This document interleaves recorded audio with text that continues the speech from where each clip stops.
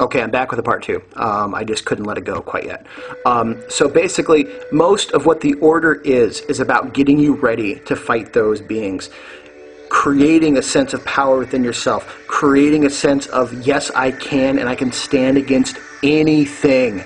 And that's not always going to be that easy. But the more you can believe it, the more you see yourself in your mind's eye being that type of person, the more you will become it, because the astral world contains all possibility, and it's sort of like a rough draft of reality. It hasn't hit the final edit yet, so you can change things. If you don't like your life right now, think of your story, think of your life as a story. If you don't like what has been written about you so far, change the fucking story.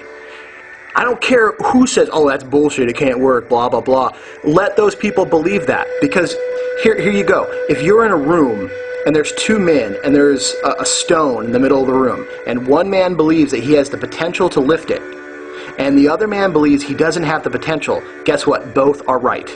And if you believe you have the potential to lift it, guess what? You will.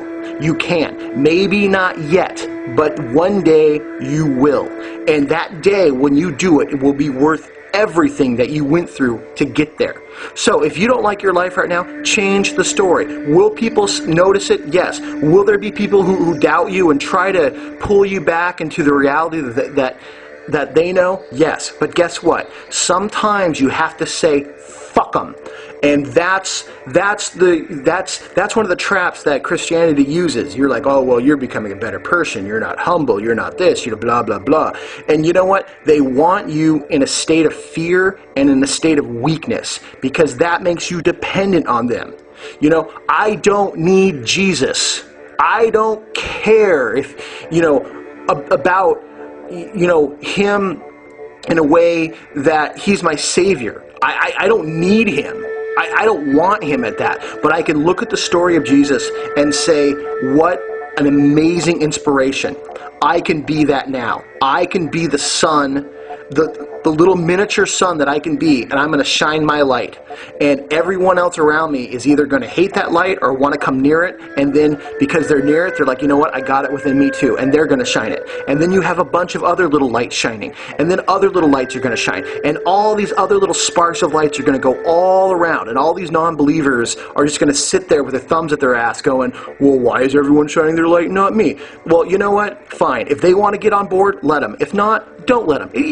Whatever. It doesn't matter. They don't need to be with you as long as you're doing what you know you need to do. And all those little lights begin to coalesce and come together, and suddenly it's a giant sun, a giant beautiful sun that dispels the darkness and sends all those crusty fucking race and reptiles and Illuminati scumbags running. It's going to be like when a ship hits the rocks and all those rats run and jump ship. That's what it's going to look like. All these screaming little rat fucks are going to come running around, and all they are is a bunch of sissy Nancys that love to molest kids, that love to humiliate others, because all they are is a bunch of spineless, yellow-bellied little sissy nannies whose only power comes from deception, lies, and fear. And as strong as that power feels, it's the most easily vanquished of all. The reptilian agenda, that's another issue. Those guys are a little bit stronger. But guess what? If eons and eons ago, a bunch of individuals got together and said, fuck you to the reptilian agenda, and scared them and chased them so bad that they had to run and leave the physical dimension and enter into the astral dimension to hide, guess what? History will repeat.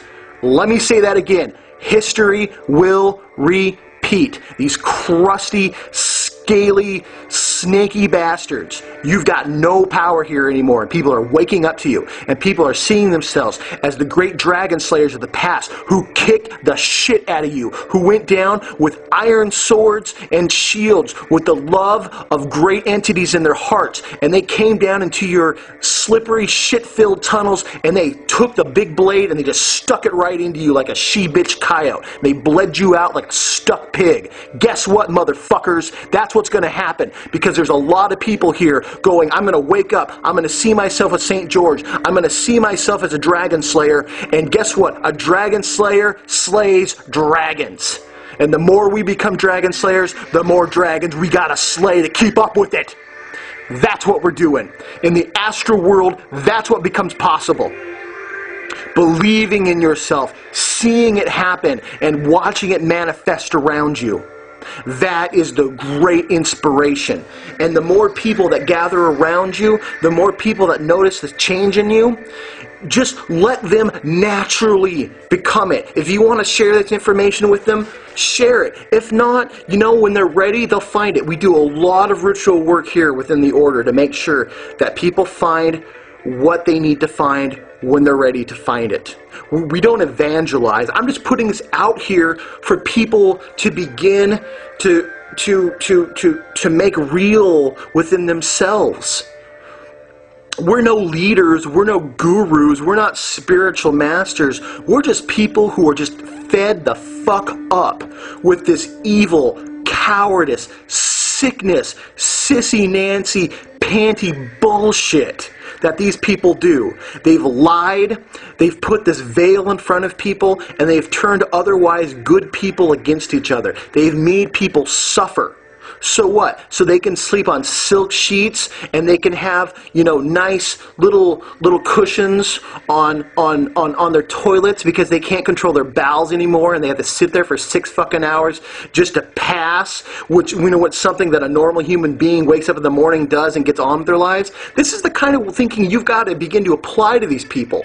They're weak. They're sick. Have you ever seen David Rockefeller? He's a decrepit lich. He looks like that little fucking thing that hangs out on Jabba the Hutt. And that is what all his Illuminati magic and all the reptilian power has gotten him. Yeah, does he got a lot of money? But he's got to pay women billions of dollars just to touch him. And believe me, looking at the guy, I know it's not women he's paying to touch him. I mean, this is how sick these people are. And I'm not bashing on homosexuals. We've got 2 members who are homosexuals who are the most badass guys I've ever met, and they will take on anyone for what's right. And so I'm not bashing on homosexuals. I'm bashing on the sick, little, disgusting homo perverts who target children who are all members of the Illuminati, because that's what they do. They have these guys have sex with kids, and they've got power to blackmail, and they use that fear and that humiliation for their dark, disgusting ritual. And the reptilians sit back and they laugh. They love it, because now they can get us to harm our own kids. Guess what? They own those crusty old men so hard that I don't even know how to explain it. So, getting back to the astral world, because I can rant, trust me. Begin to see yourself as a mighty champion, as a humble champion, as someone that other people want to meet, someone other people need, someone of value and of worth, not an elitist asshole. You need to begin to see yourself as valuable and worth a lot to humanity. Like, you have a lot to offer, so offer it. So be it. Use the astral world. Use your imagination, you know, to create the world that you want. It doesn't matter that you're not, you know, flying down the tunnel and whatnot and seeing the silver cord and all that, you know. Yeah, it's kind of true, but in the most part, it's bullshit. It doesn't matter. As long as you revisit it and revisit it and revisit that image over and over and over again, every single day, you will eventually become it. You become the story that you tell yourself. I told myself that I was a strong, powerful, useful human being, that people will go, whoa, there's a son of Thor. And 6 years later, people go, dude, have you ever heard of Thor? Because you're that strong. And I say, you know what? I have. And this isn't me being elitist. This is me just saying, look what's possible. So look in your heart. See what's possible. If you love Thor, do the same thing. If you love George the Dragon Slayer, be George the Dragon Slayer. Be the change. Envision it. Imagine it. That's the astral world right there, is your imagination. There are deeper levels, absolutely. But that's the opening door. See yourself as the great being that you want to be. Use those heroes as inspiration. Use them until you go, you know what? Thank you very much. Please begin to guide me, but I need to become my own man or my own woman. And guess what? It'll happen. I'm with you. The order is with you. Thank you so much for being with us. That's the astral world. Get working.